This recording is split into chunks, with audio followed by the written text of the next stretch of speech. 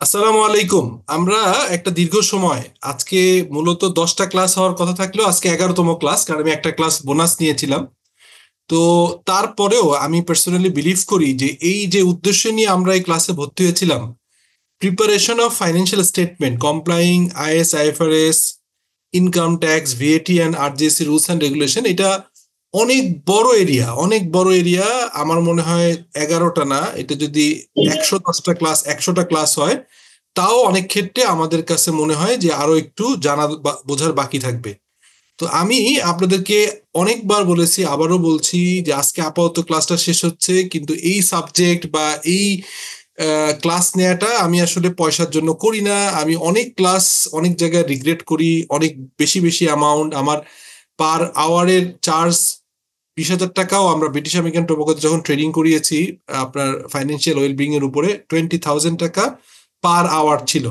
তো সেটা ইম্পর্টেন্ট না, ইম্পর্টেন্ট হচ্ছে যে এই সাবজেক্ট ম্যাটার নিয়ে আমি খুব আগ্রহ পাই। আজকের ক্লাসটাও এত ইন্টারেস্টিং হবে, যারা মিস করবে তারা আসলে মিস করবেন, কিন্তু আমি চাইবো যে আপনারা যাতে করে মনোযোগ দেন, ক্লাসটা মনোযোগ দিয়ে দেখেন, কারণ আজকে আমি চেষ্টা করব, এবং এই ক্লাস কিন্তু আজকে শেষ হচ্ছে না, আমি আপনাদেরকে ওপেন করে দিব আপনাদের গ্রুপটা। আপনারা 3টা টপিকস দিবেন, মানে টপিকস অনেকেই দিবেন, যে কেউ হয়তো বললেন যে স্যার না, আমার যে ক্লাসগুলো নিয়েছেন আমি অমুক আইএসটা আর একটু ভালোভাবে জানা দরকার, অথবা কেউ বললেন যে কোম্পানি লর এই বিষয়টা বেশি ভালোভাবে জানা দরকার, কেউ হয়তো বললেন যে না, আপনার ট্যাক্স ভ্যাটের এই এরিয়াটা জানা দরকার। সো যে যেভাবে রিকোয়েস্ট করবে সে অনুযায়ী আমি লাইভ ক্লাসের মতো করে রেকর্ডেড ভিডিও দিব।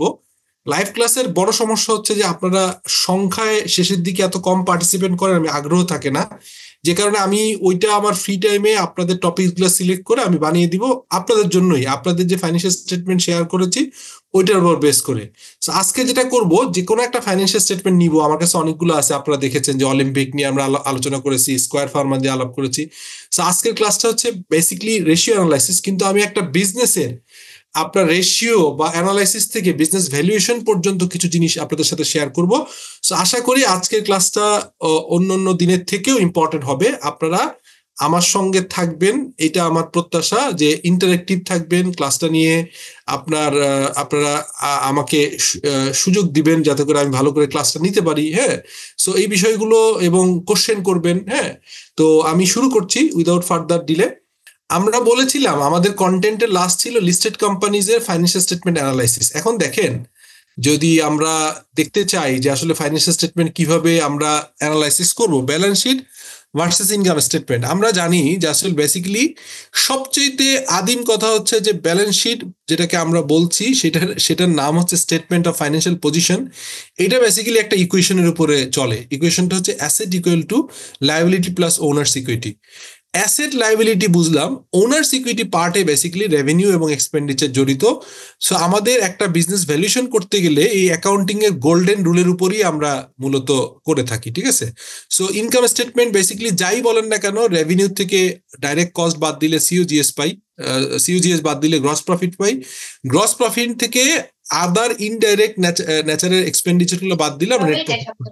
তারপর তো ট্যাক্সেশন আছেই। তো এই বেসিক ফান্ডামেন্টাল যত বিশাল বিশাল ফাইন্যান্সিয়াল স্টেটমেন্ট নিয়ে আমরা আলোচনা করেছি, বাট মোদ্দা কথা এটা। তাই যদি হয় তাহলে বেসিক্যালি আমাদের কখনো কখনো আমি যখন বড় গ্রুপগুলোতে ফাইন্যান্স ডিরেক্টর হিসেবে ছিলাম, যেমন সুপারস্টার গ্রুপে ছিলাম, আপনারা বলতেই পারি, তখন আমাকে একজন ব্যাংকার, এখন উনি হচ্ছে প্রাইম ব্যাংকের এমডি, তখন এডিশনাল এমডি ছিলেন হচ্ছে এবি ব্যাংকের। উনি আমাকে জিজ্ঞেস করেছিলেন, আমি এবং আমাদের গ্রুপের যখন ম্যানেজিং ডিরেক্টর ছিলেন ইব্রাহিম স্যার, উনি রিসেন্টলি মারা গেছেন, 1 বছর হলো। ইব্রাহিম স্যার এবং আমাকে জিজ্ঞেস করছিলেন যে বলুন তো যে আপনাদের প্রফিট বেশি ইম্পর্টেন্ট নাকি ক্যাশ ফ্লো বেশি ইম্পর্টেন্ট। তো ইব্রাহিম স্যার অ্যান্সার দিচ্ছিলেন, তো আমি ওনাকে একটু কেড়ে নিয়ে বললাম স্যার আমি অ্যান্সারটা দিই। ওনাকে, ভাই যেহেতু কোশ্চেনটা করেছেন, আমি I like to answer on behalf of SSG. তো আমি তখন বলছিলাম যে কনটেক্সট ইম্পর্টেন্ট। তা আমি আপনাদেরকে এই কোশ্চেনটা এখন করলাম। ওই ব্যাংকার যিনি এখন প্রাইম ব্যাংকের এমডি, উনি আমাকে বলছিলেন, ওনার সাথে দেখা হয়, উনি আমাকে বেশ কিছু গুড ইকোনমি একটা বই উপহার দিয়েছিলেন, আরো একটা বই উপহার দিয়েছিলেন, 2-3টা বই উনি উপহার দিয়েছেন। অর্থশাস্ত্র যে বইটা সাবকন্টিনেন্টের যে ইয়ের উপরে ইকোনমিক্সের বইটা উনি আমাকে গিফট করেছেন। সো ভালো, is a very knowledgeable person. তো ওনার কোশ্চেনটা আপনাদেরকে আমি করতে চাই, যে কেউ একজন আমাকে হেল্প করেন, এই যে ফাইন্যান্সিয়াল স্টেটমেন্ট অ্যানালাইসিস কেন করব, এই হোয়াইটা বোঝার জন্য এই অ্যান্সারটা জরুরি। বলেন তো যে আপনার ক্যাশ ফ্লো বেশি ইম্পর্টেন্ট নাকি প্রফিট বেশি ইম্পর্টেন্ট? স্যার ক্যাশ ফ্লো বেশি ইম্পর্টেন্স। ক্যাশ ফ্লো বেশি ইম্পর্টেন্ট, আচ্ছা। আর আপনার অন্যরা কেউ, বা ক্যাশ ফ্লো বলতে কি বুঝে আর প্রফিট বলতে কি বুঝি? প্রফিট তো স্যার বিজনেস ইনকাম যেটা, আর ক্যাশ ফ্লো যে টাকাগুলো আসে মার্কেট থেকে বিজনেসে ঢোকে এবং আউট হয়, এটাই। আচ্ছা আচ্ছা, তো গুড। আসলে মূলত যে আমি যেটা আপনাকে ইম্পর্টেন্স দিতে চাচ্ছি সেটি হচ্ছে, এই কোশ্চেন করলে আপনাকে কনটেক্সটে জিজ্ঞেস করতে হবে, কাউন্টার কোশ্চেন করতে হবে ক্ল্যারিটির জন্য। ওনাকে আমি জিজ্ঞেস করেছিলাম যে সব অ্যান্সার সব কোম্পানির জন্য না, যেসব কোম্পানিগুলো লং ব্যবসা করছে, তারা অলরেডি তাদের রেপুটেশন আছে, তাদের আসলে ক্যাশ ফ্লো ইম্পর্টেন্ট, তার সঙ্গে প্রফিটেবিলিটি ইম্পর্টেন্ট। কারণ প্রফিটেবিলিটি যদি আপনার শুরুর দিকে যদি প্রফিট মানে ভালো থাকে, আর আপনার কোনো কারণে টেকনোলজিক্যাল চেঞ্জের সাথে অ্যাডাপশন না করতে পারার কারণে, যে কোনো কারণে মার্কেট শেয়ার অথবা ওভার এক্সপেন্ডিচার হয়ে তখন যদি আস্তে আস্তে প্রফিট কমতে থাকে, একসময় প্রফিট যদি নেগেটিভ হয়ে যায় তাহলে ক্যাশ ফ্লোতে ইম্প্যাক্ট ফেলে। কিন্তু নতুনদের জন্য, যেমন ধরেন আপনারা কি ভেঞ্চার ক্যাপিটাল, প্রাইভেট ইকুইটি এই সম্পর্কে আইডিয়া আছে? What is venture capital, private equity? না স্যার। আচ্ছা, প্রাইভেট ইকুইটি হচ্ছে যারা হচ্ছে আপনার শেয়ার কিনে ইনভেস্ট করে। যেমন বাংলাদেশে অনেকগুলো ছিল, তার ভিতরে বামার্স নামে একটা ফার্ম ছিল, বামার্স অ্যান্ড পার্টনার্স। ওইটাতে হচ্ছে আপনার যেমন রানারে ইনভেস্টমেন্ট করেছিল, আপনার হচ্ছে পপুলার ফার্মাতে ইনভেস্টমেন্ট করেছিল, রহিম আফরোজের আগোরাতে ইনভেস্ট করেছিল। ওরা হচ্ছে প্রাইভেট ইকুইটি, বড় ইনভেস্টমেন্ট করে। এর বাইরে আরেকটা আছে ভেঞ্চার ক্যাপিটাল। ভেঞ্চার ক্যাপিটালও এটাও প্রাইভেট, এটা হচ্ছে শেয়ার কেনে। বাট নতুন কোম্পানিগুলো যেগুলোর প্রফিট তারা খুব একটা দেখে না, তারা দেখে যে এই অর্গানাইজেশনের যে ব্যবসাটা করছে এটার স্কেলেবিলিটি কত বড় হইতে পারে, মানে ক্যাশ ফ্লো কত ভালো হতে পারে, এটার ভলিউম কত ভালো হইতে পারে, ফিউচার পটেনশিয়াল কেমন হইতে পারে, এটা কোনো টেকনোলজি বেস কিনা যেটা স্কেল আপ করা যায়, এটা দেখে। তারপরে ওনার অ্যান্সারটা আমি তখন এভাবে বলেছিলাম যে ডিপেন্ড করে হচ্ছে যে কোন ইন্ডাস্ট্রি নিয়ে আপনি কথা বলছেন। ফার্স্ট, ডেফিনেটলি প্রফিটও important, cash flow important, but কোনটার থেকে কোনটা বেশি ইম্পর্টেন্ট এটা কনটেক্সটের উপর ডিপেন্ড করবে। সো এটা আমি একদম স্ট্রেট অ্যান্সার দেওয়া যাবে না যে হচ্ছে যে মানে আজকে এটা ইম্পর্টেন্ট অথবা এটা লেস ইম্পর্টেন্ট। বাট কনটেক্সচুয়ালি যদি বলি, যেগুলো হচ্ছে যে বাংলাদেশের কনটেক্সটে, আমি হচ্ছে ম্যাক্রো ক্যাবেল নামে একটা কোম্পানি, তাদের প্রফিট ছিল খুব হাই, সব ভালো, কিন্তু ক্যাশ ফ্লোর অভাবে কোম্পানিটা বন্ধ হয়ে গেছে। খুবই ভালো প্রোডাক্ট ছিল। আরো অনেক অনেক গ্রুপ আছে যারা প্রফিট আছে, তাদের ক্যাশ ফ্লোর কারণে বন্ধ হয়ে গেছে, এরকমও আছে। আর ক্যাশ ফ্লো হচ্ছে এমন যে আপনি যদি এখন ধরেন ক্যাশ ফ্লো যদি করেন ইয়ের মতো, আপনার ওই মডেলটা হয় ই বাজারের মতো, সরি এটাকে বলা হচ্ছে কি ছিল যেন, ই ভ্যালির মতো, যে আপনার টিমিং অ্যান্ড লিডিং বলে, মানে একজনের কাছে টাকা নিচ্ছেন, আর একজনকে দীর্ঘদিন পরে প্রোডাক্ট সাপ্লাই করছেন, লম্বা সময় ধরে আপনার সাপ্লায়ারের ক্রেডিট রাখতেছেন। এভাবেই কিন্তু আপনি ক্যাশ ফ্লো বাড়াইতে পারেন, কিন্তু সেই cash flow long term sustainable হয় না। তার মানে আমার কথা, ওনাকে আমি যেটা বোঝানো বলছিলাম যে আমাদের কনটেক্সটে যেহেতু আমরা superstar group growing company, profit important, তার থেকে বেশি ইম্পর্টেন্ট ক্যাশ ফ্লো। কারণ হচ্ছে ক্যাশ ফ্লো না থাকলে আপনার প্রফিট যদি মার্কেটে বাকিতে পড়ে যায়, প্রফিট প্রচুর করছি বাট মার্কেটে ক্যাশ ক্রেডিট অনেক বেড়ে যায়, তখন ক্রেডিট ক্রাঞ্চ হয়, তখন কিন্তু অর্গানাইজেশনটা আস্তে আস্তে সাফার করা শুরু করে। তুমি বললে যে এইভাবে কেউ বলেনি, আপনি যেভাবে বলছেন। এনিওয়ে, তো আমি এই সব অ্যানালাইসিস গুলো আজকে দেখবো, যে আমরা একটা ফাইন্যান্সিয়াল স্টেটমেন্টের এইগুলো আপনি আজকের ক্লাসটা মনোযোগ দিয়ে শোনার পরে আপনি যখন আপনার অর্গানাইজেশনে এই আলাপগুলো করবেন, আপনার বসটা খুব খুশি হয়ে যাবে। কারণ এইটাই রিয়েল কথা, একটা অর্গানাইজেশনের ফাইন্যান্সিয়াল অ্যানালাইসিস ইজ ইম্পর্টেন্ট। আমরা এই যে 10টা ক্লাস করলাম, শিখলামটা কি? সো ক্যাশ ফ্লো আর প্রফিট নিয়ে আমি বেশি কথা বলবো না, এটা আমরা জানি। আমরা যদি আগাই তাহলে আমরা অনেকগুলো ফাইন্যান্সিয়াল স্টেটমেন্ট দেখেছিলাম, আমরা ম্যারিকোডটাও দেখতে পারি, অথবা আমরা যেটা দেখেছিলাম ওটা নিয়েও আলাপ করতে পারি। আমি ফাইন্যান্সিয়াল স্টেটমেন্ট নিয়ে পরে আসছি। আমরা কি দেখব আজকে? আমরা কতগুলো রেশিও অ্যানালাইসিস দেখব। একটু আগে যেটা বলছিলাম যে প্রফিটেবিলিটি রেশিও মানে প্রফিট ইম্পর্টেন্ট কিনা, এই রেশিওগুলো দিয়ে বোঝা যায় net profit margin, gross profit margin, return on asset, return on equity, book value per share. এটা হচ্ছে প্রফিটেবিলিটি রিলেটেড রেশিও, এগুলোও খুব ইম্পর্টেন্ট। এর সঙ্গে সঙ্গে একটু পরেই যেটা ক্যাশ ফ্লো বলছিলাম, এটাও অনেকটা মার্কেট অ্যাপ্রোচ, এটাও প্রফিট বেস, হচ্ছে আর্নিং পার শেয়ার, ইপিএস এবং পে আউট রেশিও। এটাও হচ্ছে ডিভিডেন্ড পে আউট এবং ইপিএস, এটা ইম্পর্টেন্ট। বাট সবচেয়ে অনেকে এই রেশিওটা বেশি দেখে, যেটা হচ্ছে ক্যাশ ফ্লো নিয়ে ইম্পর্টেন্ট। এটাকে বলা হয় solvency ratio, how well the firm is position to meet the long term obligations. এই সলভেন্সি রেশিওগুলো is the most important, is one of the most important having a good credit rating. Credit rating সম্পর্কে কারো কোনো idea আছে? Credit rating কি কাজ করে, কেন করে, কোন আইডিয়া? ক্রেডিট রেটিং শুনেছেন নাম? জি স্যার, ওই যে কোম্পানির লোন পরিশোধের ক্ষমতা আছে কিনা। হ্যাঁ, লোন শুধু না, ক্রেডিট লোন হইতে পারে আপনার ব্যাংকের লোন, এমপ্লয়ি স্যালারি, সাপ্লায়ারের পেমেন্ট, সাপ্লায়ার থেকে ডেফার্ড, যে কোনো ক্রেডিট মানে যে কোনো বকেয়া, সেটা লোনও হইতে পারে, অন্য ফর্মে হতে পারে। হ্যাঁ, ক্রেডিটার ফাইন্যান্সিং এটা ইম্পর্টেন্ট সারা পৃথিবীতে।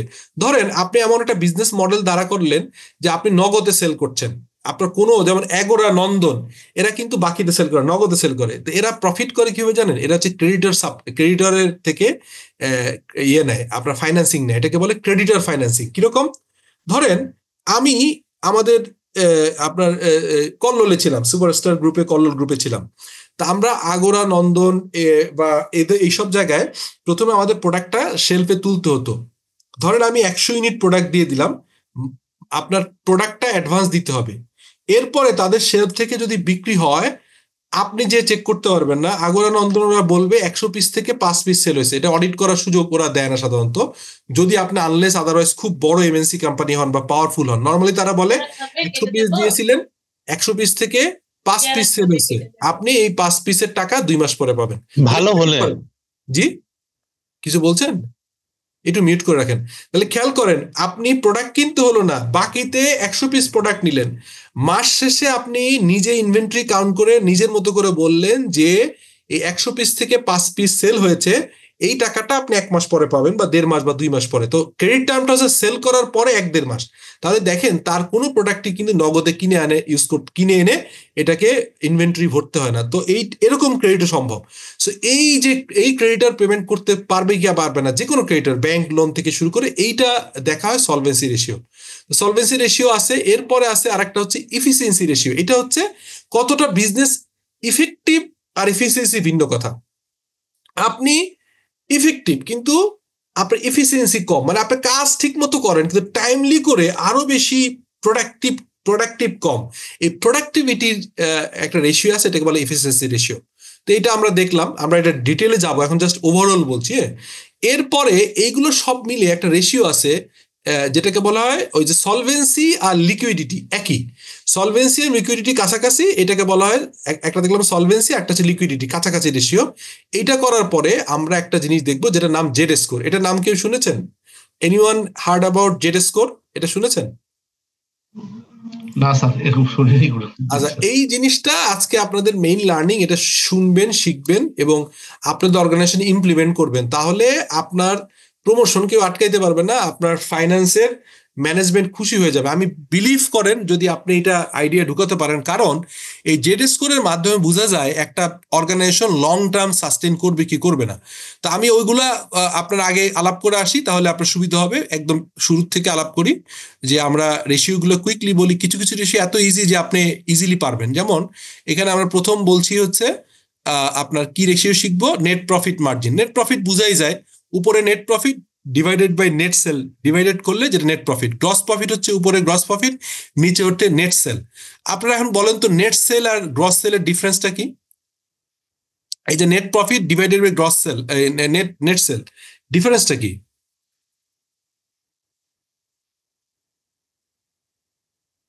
দেখেন তো এখানে বোঝা যায় কিনা, নেট সেল আর বোঝা যায় কিনা?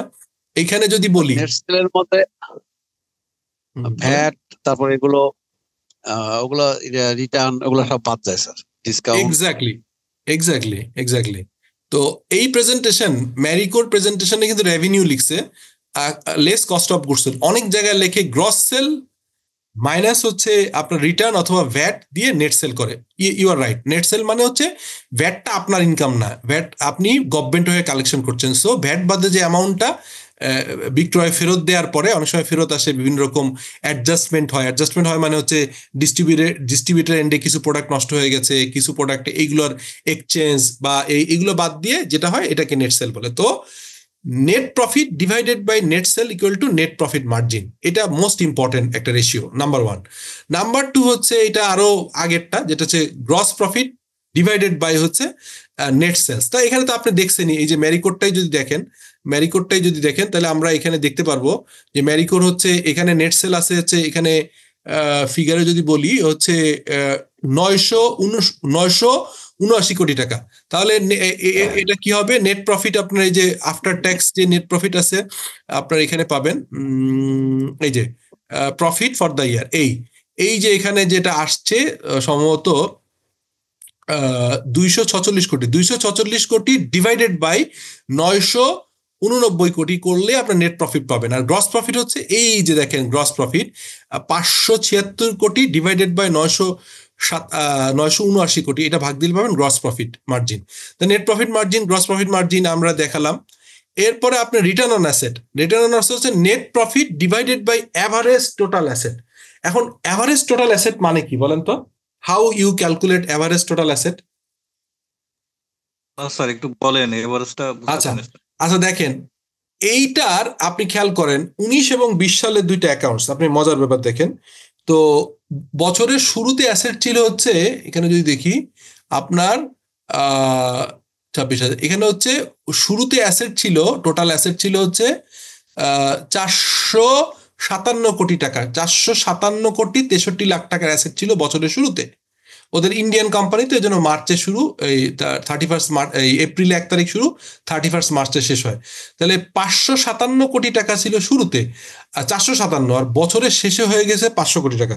তাহলে অ্যাসেট কিন্তু সারা বছর এক ছিল না, সারা বছর ধরে বাড়ে অথবা কমে, যে কারণে opening asset plus closing asset divided by 2 এটাকে বলে অ্যাভারেজ অ্যাসেট। এই কারণে অ্যাসেটের ক্ষেত্রে আসলে অ্যাভারেজ অ্যাসেট নিতে হবে। দেখেন খেয়াল করেন এখানে average asset, average total asset, বোঝা গেল এখন? স্যার জি, কোন রেশিওর গুরুত্বটুকু একটু স্যার একটু যদি। হ্যাঁ এটা তো বলবোই, সামনেই আছে আমি বলবো, হ্যাঁ কুইকলি যাচ্ছি। এটা তাহলে নেট প্রফিট বাই টোটাল অ্যাসেটটা পেলাম। আচ্ছা এরপর আসেন নেট প্রফিট বাই ইকুইটি, এটাকে বলে return on equity. Net profit divided by equity এটাকে বলা হচ্ছে রিটার্ন অন ইকুইটি। এটাও ইম্পর্টেন্ট, কিন্তু কোনটা কত বেশি ইম্পর্টেন্ট একটু পরে অ্যান্সারটা দিয়ে দিব। যিনি কোশ্চেন করছেন গুড কোশ্চেন, আমি এখনই দেখাচ্ছি, ঠিক আছে? আচ্ছা এখন আপনি আসেন, তাহলে এটা পেলাম। তারপরে পেলাম হচ্ছে share holders equity divided share holders equity আর হচ্ছে নাম্বার অফ শেয়ার। এটা দিয়ে কি বোঝা যায়? বুক ভ্যালু পার শেয়ার, এটা একটু আমাকে কেউ একজন ব্যাখ্যা করে বুঝান তো, যে বুক ভ্যালু পার শেয়ার মানে এটা বুঝতে পারলাম, বলেন তো। এটা দেখেই বলেন, দেখে আমাকে একটু বুঝাই দেন। যতটুকু ইকুইটি ইনভেস্টমেন্ট আছে তাকে টোটাল নাম্বার অফ শেয়ার দিয়ে ভাগ দিলেই বুক ভ্যালু শেয়ারের একটা ইউনিট প্রাইস বের হবে।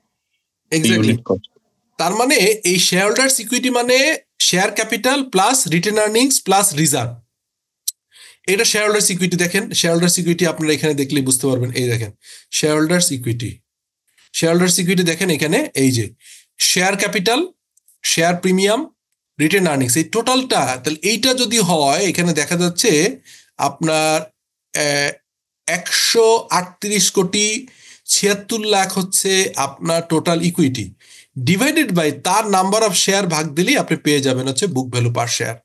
এই যে বুক ভ্যালু পার শেয়ার, হ্যাঁ এই যে বুক ভ্যালু পার শেয়ার, এটা পেয়ে গেলাম। আচ্ছা এরপরে আসেন, তো ওয়ারেন বাফে বলতো যে আপনি কখনোই আপনার বুক ভ্যালু পার শেয়ার হচ্ছে কমাইতে পারবেন না। মানে আপনি ব্যবসা বাণিজ্য করে প্রতি বছর আমার বুক ভ্যালু পার শেয়ার এবং মার্কেট ভ্যালু পার শেয়ার, যেটাকে মার্কেট ক্যাপিটালাইজেশন বলে, বুক ভ্যালু পার শেয়ার হচ্ছে আপনার হচ্ছে আনলিস্টেড কোম্পানির জন্য অনলি ইম্পর্টেন্ট, বাট আপনার এই ইয়ের জন্য স্টক মার্কেট লিস্টেড কোম্পানির জন্য দুইটা হয়, একটা হচ্ছে বুক ভ্যালু পার শেয়ার, মানে যেটা আপনার অরিজিনালি আপনার বইয়ের অনুযায়ী, আর একটা হচ্ছে মার্কেট ভ্যালু পার শেয়ার। তো এই market value per share is important, মানে মার্কেটে কত টাকা করে শেয়ার সেল হচ্ছে লিস্টেড কোম্পানির জন্য, সো ইজ ভেরি ইম্পর্টেন্ট, এটা উনি খুব গুরুত্ব দিতেন। এনিওয়ে, তারপর আমরা পেলাম হচ্ছে আর্নিং পার শেয়ার আর pay out ratio. Earning per share মানে হচ্ছে net profit divided by number of share, তার মানে ইপিএস আর্নিং পার শেয়ার। এই দেখেন, earning per share EPS, net profit divided by number of common share, তাহলে আমি EPS পাচ্ছি 12 টাকা, আমি যে হিসাবটা করেছি। এখানে কিভাবে করবেন, এখানে আপনার আছে দেখেন ইপিএস ক্যালকুলেশন করে দিয়েছে, এই দেখেন এই যে ইপিএস। আর গত ক্লাসে তো আমি ইপিএস ক্যালকুলেশনের আপনাদেরকে দেখিয়েছি ইপিএস। তার আমার একটা কথা ছিল, বলেন স্যার। গত ক্লাসে আমাদের যে ইপিএস এর যে একটা সুন্দর একটা ক্যালকুলেশন দেখাইছিলেন, হ্যাঁ, এবং এটা খুব সুন্দর এবং কনসেপ্ট ক্লিয়ার, মতো কনসেপ্ট ক্লিয়ার হয়ে গেছে এবং যে কারো হয়ে যাবে। কিন্তু স্যার ওই যে ডাইলুটেড ইপিএস এর ওইটা একটা স্যার আপনার আমি এটা ভুলে গেছি প্লাস ব্যস্ত ছিলাম। আপনি এটা ভুলবেন না, আপনি গ্রুপে আমাকে আরেকটা এসএমএস দিয়ে রাখবেন, আমি ওইটা সুন্দর করে ওরকম ভাবে বানাবো। এটা বানাইতে হবে, আমি রেডিমেড পাইনি। সো বানাতে গেলে আমি একটা জিনিস যদি কন্টেন্ট নিজে বানাতে যাই, সেটাতে আমার সময় লাগে 4-5 ঘন্টা। ওই সময়টা আমি বের করতে পারিনি। আপনি আমার রিমাইন্ডার দিয়ে রাখেন ভাই, ওই গ্রুপে আমার নাম্বারটা আছে, একটা মেসেজ দিয়ে রাখবেন যে স্যার আপনি বলেছিলেন, কথা দিয়েছিলেন, এটা পার্সোনালি মেসেজ দেব স্যার। হ্যাঁ দেন প্লিজ প্লিজ দিয়ে রাখেন। ওকে, থ্যাংক ইউ। তাহলে ওটা আমরা করে দিলাম।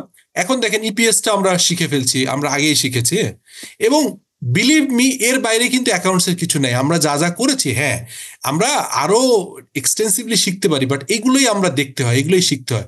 তাহলে ইপিএস হচ্ছে আমরা পেলাম যে উপরে নেট প্রফিট, নিচে হচ্ছে number of common share holder, মানে average weighted average number of common share, সেটা হচ্ছে পেয়ে গেলাম। যেহেতু লিস্টেড না, এই জন্য নাম্বার দিয়েছে ওইটা। আচ্ছা, এরপর দেখেন পে আউট রেশিও, এটাও খুব ইম্পর্টেন্ট। আপনি প্রফিট করছেন কত, ডিভিডেন্ড দিয়েছেন কত। যেমন এই আমি যে এক্সাম্পলটা তৈরি করেছি, পিপিটি আপনাদেরকে দিয়ে দিব। এই যে আপনাদের যে ইয়ে করলাম, আপনাদেরকে যে এই যে ধরেন আপনার প্রফিট যেটা আপনার করেছি, এখানে কত করেছি আপনার কত লাখ হয় আপনার 6 কোটি টাকার প্রফিট করেছি, আর ডিভিডেন্ড দিয়েছি মাত্র 1 কোটি টাকা। তাহলে বেসিক্যালি 16.67% ডিভিডেন্ড দিয়েছি। তাহলে এখানে বলে পে আউট রেশিও, উপরে ডিভিডেন্ড, নিচে হচ্ছে নেট প্রফিট যেটা, সেটাকে বলে পে আউট। এবার বলেন তো আর একটা রিটেনশন রেশিও তাহলে কত, এখানে রিটেনশন রেশিও কত হবে, মানে কমন সেন্স থেকে বলেন রিটেনশন রেশিও কত? 83.33%। এক্স্যাক্টলি, তাহলে রিটেনশন 83.33। তার মানে এই কোম্পানি আসলে প্রফিটের টাকাটা ইনভেস্টমেন্ট করতে বোঝা যায়। কিন্তু যদি ম্যারিকো বলেন, বা যদি বলেন যে 350% জিপি বা 350% ক্যাশ ডিভিডেন্ড দিচ্ছে, তাহলে জিপি কিন্তু আর ফার্দার কোনো ব্যবসায় ইনভেস্ট করে না, তার pay out ratio high. 350% cash dividend quite high. 1100-1200% কোনো কোনো কোম্পানি দেয়। যাদের প্রফিটটার টাকাটা ইনভেস্টমেন্টের করার জায়গায় নাই, তারা ফার্দার বিজনেস এক্সপানশন নেই, তারা ডিভিডেন্ড ওনাদেরকে দিয়ে দেয়, ঠিক আছে। আর যা লোকাল কোম্পানিগুলো যারা হচ্ছে চেষ্টা করে যে বিজনেস আরো বাড়াই, সো তারা ডিভিডেন্ড এই 15-16-20% এরকম দিয়ে দেয়। সো এটা আমরা দেখলাম। আর একটা জিনিস sir, dividend pay out ratio low, কিন্তু পরের বছর দেখা যায় অনার্স টাকা পাওয়া সব উল্টাপাল্টা করে রাখছে স্যার, যেমন বেক্সিম কই স্যার।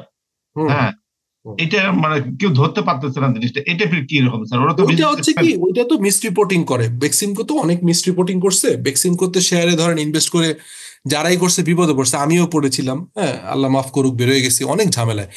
যদি মিস রিপোর্টিং হয়, মানে যদি ইচ্ছা করে এগুলো করে, তাহলে তবে কিচ্ছু করার নাই। কিন্তু নর্মালি এটা করার কথা না। দেখেন এই ম্যারিকো যে কোম্পানিটা, এই কোম্পানিটা আমি অনেক আগের থেকে জানি। এখানে আমি যখন কল্লোলের ফাইন্যান্স ডিরেক্টর ছিলাম আমাদের বোর্ডে, তখন ম্যারিকোতে আমাদের এমডি সাহেব ওইখানে বোর্ডে বসতো। তো ম্যারিকোর বোর্ড মিটিং হওয়ার আগে 10, 11, 12, 13, 14 প্রতিটা বোর্ড মিটিং হওয়ার আগে আমাকে ফাইন্যান্সিয়াল স্টেটমেন্ট পাঠাতো। আমি তখন থেকে এটা দেখে আসছি যে অ্যাটলিস্ট রিপোর্টিং এর ভিতরে ঝামেলাটা কম, মানে রিপোর্টিং এ কোনো গ্যাপ খুব একটা নাই। গ্যাপ থাকলে ট্যাক্স ফ্রি ফাঁকি দিতে পারে অন্য, কিন্তু বেক্সিমকো সহ অনেকের ফাইন্যান্সিয়াল স্টেটমেন্ট উইন্ডো ড্রেস করা। উইন্ডো ড্রেসে অ্যাকাউন্টসে যেটা করে, এইখানে যে রিটার্ন আর্নিং স্টেটমেন্ট আছে না, ওইখানে যে হচ্ছে কাহিনী করে, ওইখানে পেঁচায়, ঠিক আছে।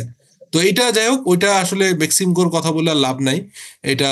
তো যাই হোক, আমরা ওইটা ধরা খুব কঠিন। যদি কেউ আপনাকে যদি অন্ধকারে রাখতে চায়, তাহলে কিন্তু আপনার বের করা কঠিন। তবে আমরা যারা ফাইন্যান্সিয়াল স্টেটমেন্ট অ্যানালাইসিস করি আমরা ধরে ফেলতে পারি। তো যাই হোক, আপনি যদি পার্সোনালি যদি কোনো স্টেটমেন্ট নিয়ে সন্দেহ থাকে আপনি আমাকে পাঠান, আমি আমার মতো করে আপনাকে চেষ্টা করব যে এটার কোনো গ্যাপ থাকলে বের করে দেওয়ার জন্য আমি যতটুকু সময় পাই।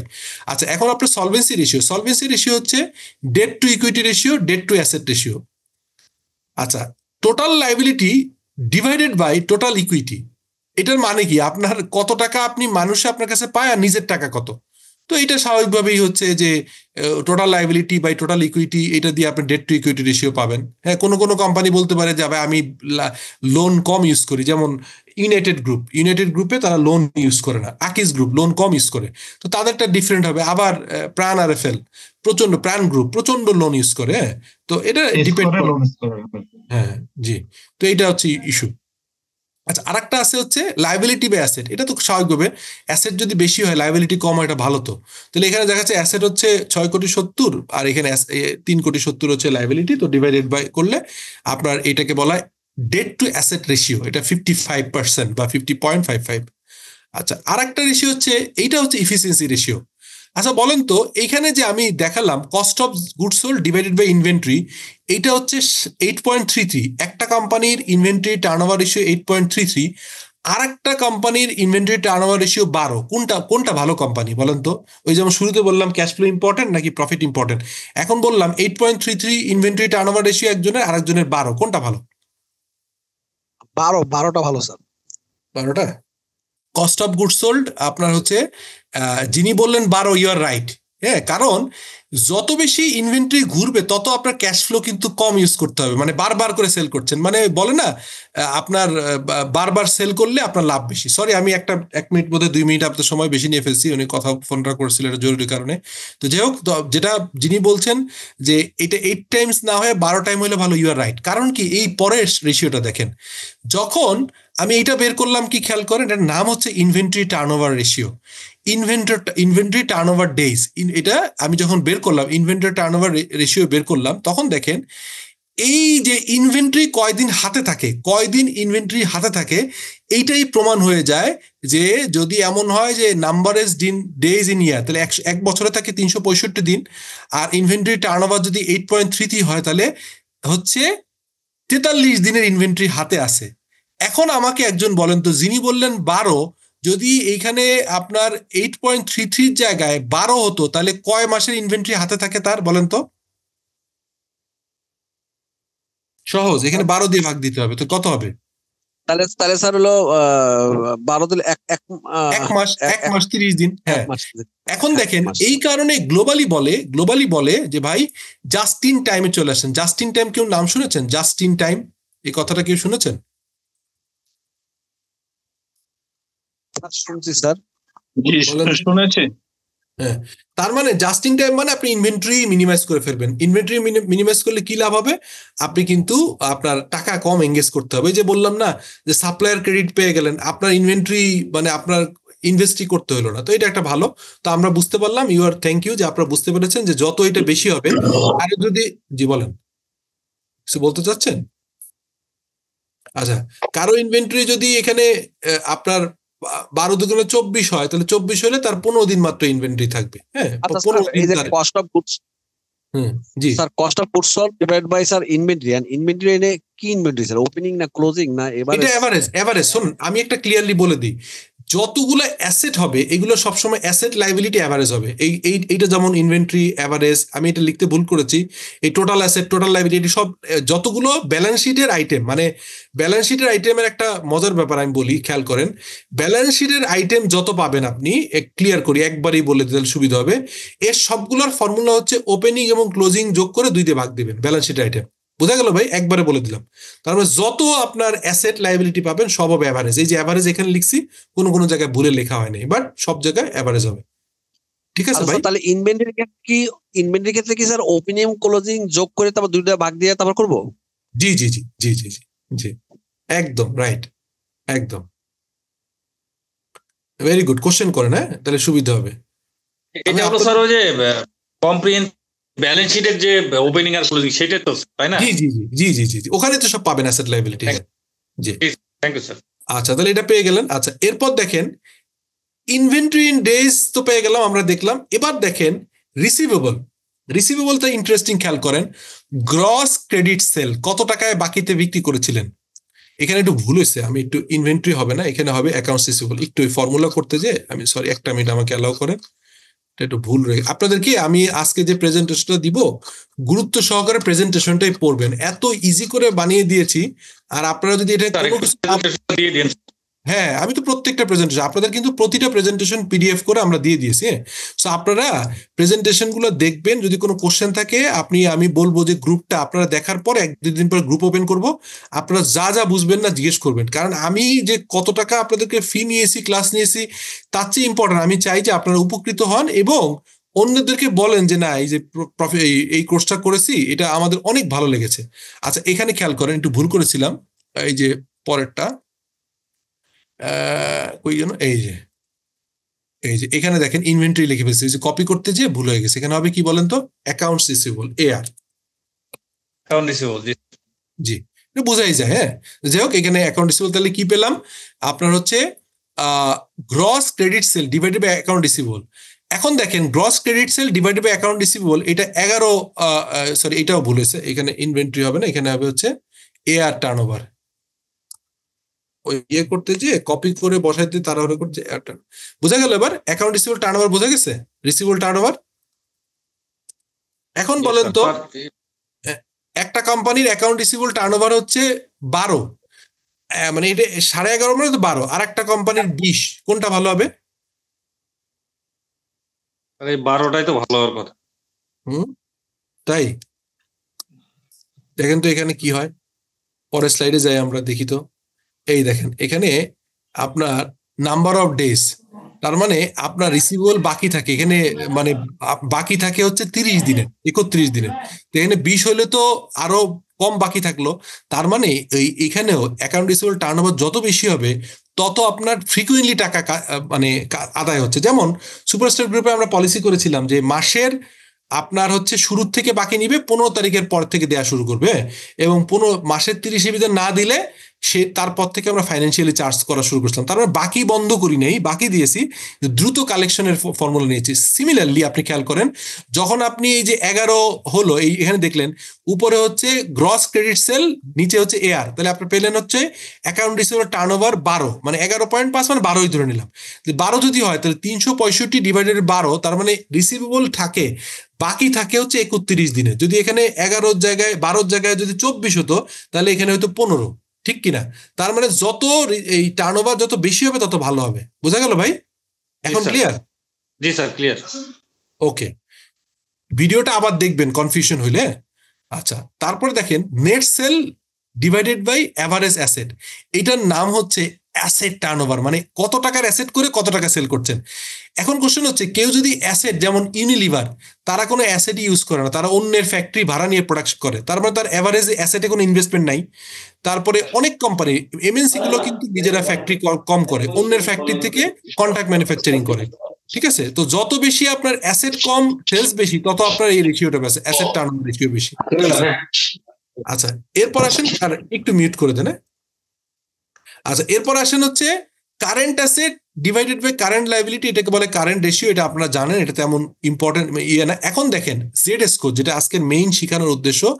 জেড স্কোর, দ্য অ্যালমন্ড Z score is the output of a credit strength test that used measure the likelihood of the company to bankrupt. একটা কোম্পানি ব্যাংক্রাফট মানে বন্ধ হয়ে যাওয়ার, উইন্ডিং আপ, ব্যাংক্রাফট হওয়ার সম্ভাবনাকে বলা হয় জেড স্কোর, ঠিক আছে?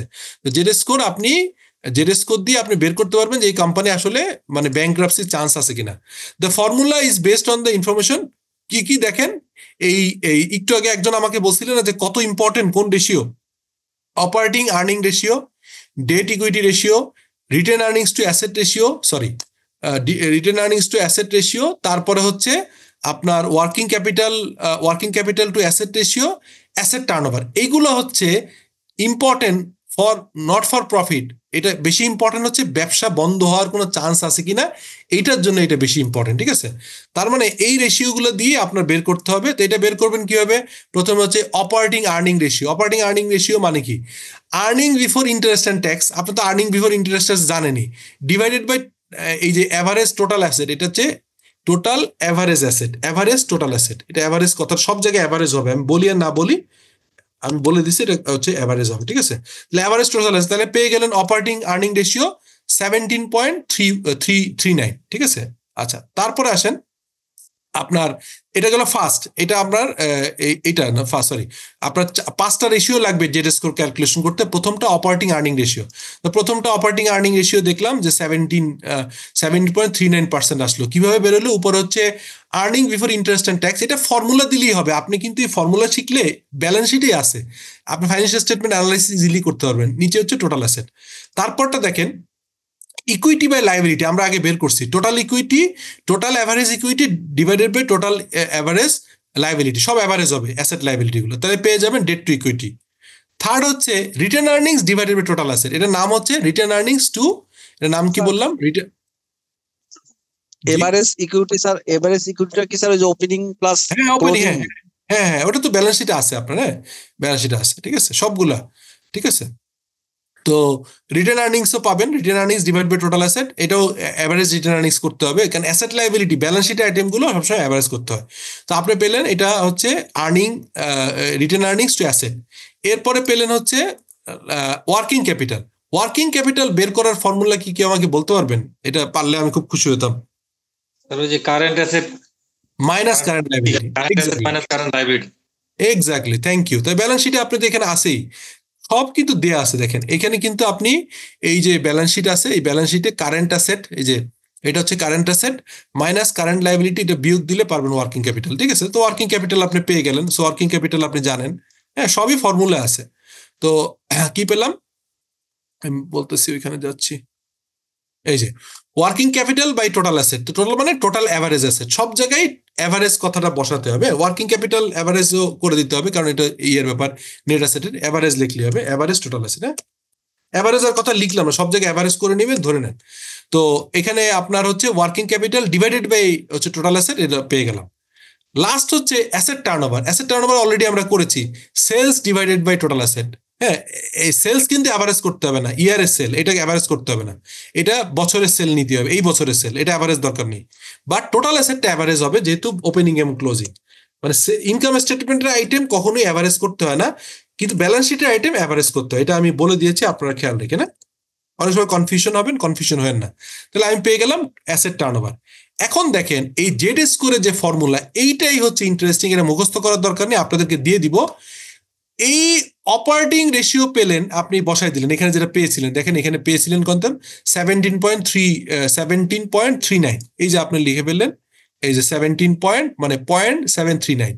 তারপরে কত পেয়েছিলেন? তারপরে পেয়েছিলেন হচ্ছে equity debt, equity debt ratio, equity debt ratio আপনি পেয়ে গেলেন, এই যে ইকুইটি ডেট রেশিও পেলেন 80.8108। তারপরে রিটার্ন আর্নিংস টু অ্যাসেট পেয়েছেন, ওয়ার্কিং ক্যাপিটাল টু অ্যাসেট পেয়েছেন, অ্যাসেট টার্নওভার লাস্টের এই যে অ্যাসেট টার্নওভার, এই যে এইটা, হ্যাঁ এটা 0.90, একটু রাউন্ড আপ করে একটু বেশি।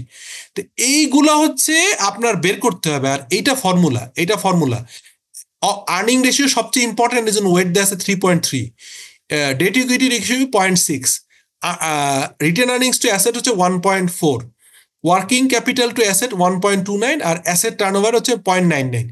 এইগুলো হচ্ছে ফর্মুলায় দেয়া থাকবে, এটা আপনার কিচ্ছু করতে হবে না, এটা আপনি চেঞ্জ করতে পারবেন না, এগুলো আপনার হচ্ছে এই জেড স্কোরের ফর্মুলা, এটা ফিক্সড, এটা চেঞ্জ করা যাবে না, এটা fixed, this is fixed. Only আপনার কোম্পানির এগুলো বের করে বসাই দিলে আপনি পেয়ে যাবেন, ঠিক আছে রেজাল্ট। তাহলে এখানে আসছে কত? 6.49। এখন কোশ্চেন হচ্ছে এই যে এই আমি আপনার বলি 2.64, অ্যালমন্ড সাহেব বলতেছে যে জেড স্কোর যদি 1.8 বা তার থেকে বিলো হয়, তাহলে আপনি বলতে হবে, তাহলে বুঝতে হবে যে আপনার হচ্ছে ফাইন্যান্সিয়াল আর নট সাউন্ড, মানে 1.8 বা তার থেকে যদি কম হয়, তাহলে আপনি বুঝতে হবে যে আপনার ফাইন্যান্সিয়াল স্টেটমেন্টটা সাউন্ড না, আপনি কিন্তু বিপদে পড়তে পারেন। তাহলে এটা কি ভালো, এটা কি ভালো নাকি মন্দ বলেন? স্যার এটা মোটামুটি আর কি, ভালো না, এটা বেশ ভালো। 1.8 এর উপরে, 1.8 পর্যন্ত একটা থ্রেশহোল্ড, ঠিক আছে? 1.8 এর উপরে মানে এটা ভালো, ঠিক আছে? Z score of 1.8 or below means you are not financially sound, তার মানে এটা বেশ সাউন্ড, 1.8 এর বেশ উপরে। বোঝা গেল ভাই? বুঝতে পেরেছি। তাহলে আপনাদের কোম্পানি এটা করা যাবে না? আপনার ব্যালেন্স শিট হলে কি এটা কি রকেট সায়েন্স বলেন? এটা করা যাবে না? না স্যার, করা যাবে স্যার। ইনশাআল্লাহ। তাহলে এটা একটু করে আপনার ম্যানেজমেন্টের সাথে শেয়ার করেন। আমি আপনাদেরকে এই প্রেজেন্টেশন স্লাইডটা দিয়ে দিচ্ছি। স্যার একটু প্রশ্ন করতে পারি? বলেন প্লিজ। জি স্যার, যে ওয়েটের যে ইস্যুটা আছে 3.3, এটা কি ইউনিভার্সাল একটা ফর্মুলার মতো? এর পেছনে কোনো ব্যাখ্যা আছে যে কেন এটা 3.3?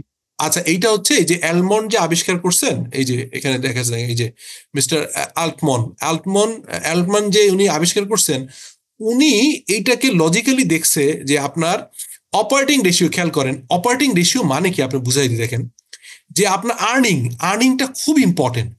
আর্নিং যত বেশি আর অ্যাসেট কম, তার মানে আপনি ফিক্সড অ্যাসেট খুব কমায় ফেলছেন, আপনার আর্নিং হাই, তার মানে বোঝা যাবে যে আপনার কত এই মানে ব্যাংক্রাপসি হওয়ার চান্স খুব কম। এটা মোস্ট ইম্পর্টেন্ট রেশিও, এই কারণে এটাকে ইম্পর্টেন্স দিছে 3.3। আর ইকুইটি ডেট এটা খুব বেশি করে না, কারণ এটা তো আপনার ইকুইটি এর ডেট হচ্ছে তো সাধারণত আমরা ব্যাংক তো আপনি বুঝিয়ে দেয়। হ্যাঁ, তারপর হচ্ছে রিটার্ন আর্নিং টু অ্যাসেট, এটা এর সাথে কাভার, এর জন্য বেশি না। এই সবগুলা দেখেন একের কাছাকাছি, 0.6, 1.4, 1.2, 0.999 মানে 1, এগুলো সব একের কাছাকাছি, 100 ভিতরে, এক থেকে মানে 0.5 থেকে আপনার হচ্ছে 1.5 ভিতরে সবগুলো। এই একটা রেশিও যেটা হচ্ছে আর্নিং ডিপেন্ড করে, আর্নিংটা ইজ মোস্ট ইম্পর্টেন্ট। তার মানে ওই যে যিনি কোশ্চেন করছিল ব্যাংকের এমডি যে কোনটা ইম্পর্টেন্ট, ওইখানে কিন্তু আসলে আর্নিং যদি কন্টিনিউয়াসলি লস হন তাহলে ক্যাশ ফ্লোতে ইম্প্যাক্ট পড়বে। তার মানে ওইটার অ্যান্সার হচ্ছে ক্যাশ ফ্লো ইম্পর্টেন্ট, কিন্তু তার থেকে আর্নিংটা আরো ইম্পর্টেন্ট, কারণ আর্নিং না থাকলে আর এক বিপদ, বুঝছেন? সো আর্নিং ইম্পর্টেন্ট, কিন্তু বাকিতে ফেলানো যাবে না, বাকি নগদে আর্নিং করতে হবে। সো যাই হোক, এই কারণে এটা সবচেয়ে বেশি ইম্পর্টেন্ট। সো এইটাই হচ্ছে আজকের আমার লাস্ট ছিল। তো আপনারা যতগুলো ক্লাস নিয়েছি ইউটিউব ভিডিওগুলো দেয়া আছে, আপনারা একটু দেখেন, অথবা আবার অন্য কোনো ভিডিওর যদি কোনো কন্টেন্ট বুঝতে অসুবিধা হয়, অথবা আপনাদের কোম্পানির কোনো জিনিস বুঝতে অসুবিধা হয়, আগামী 3-4 দিনের ভিতরে পার্সোনালি আমাকে জানাবেন। এরপরে আবার এটার আরেকটা ব্যাচ অলরেডি অনেক ভর্তি হয়ে গেছে, শুরু করব, মানে 8-10 জন হয়ে গেছে, এটা তো 20 জন হইলে আমরা শুরু করি, তো ওই নতুন ব্যাচ শুরু করব, তো তখন আবার তাদের নিয়ে ব্যস্ত হয়ে যাব। এই আগামী 10-12 দিনের ভিতরে আপনারা একটু আমাকে একটু করেন, মেসেজ দিন যে কোনটা বুঝেন নেই বা কোনটা একটু বেশি বলতে হবে, কোন জায়গাটা লাগবে। আমি আমার লিমিটেশন টাইমের ভিতরে মানে সর্বোচ্চ চেষ্টা করবো আপনাদের সাপোর্টটা দেওয়ার জন্য। সো আজকের মতো শেষ করি, আপনারা কিন্তু আমাকে একটু পার্সোনালি নক করে না। জি স্যার, অবশ্যই। আসসালামু আলাইকুম।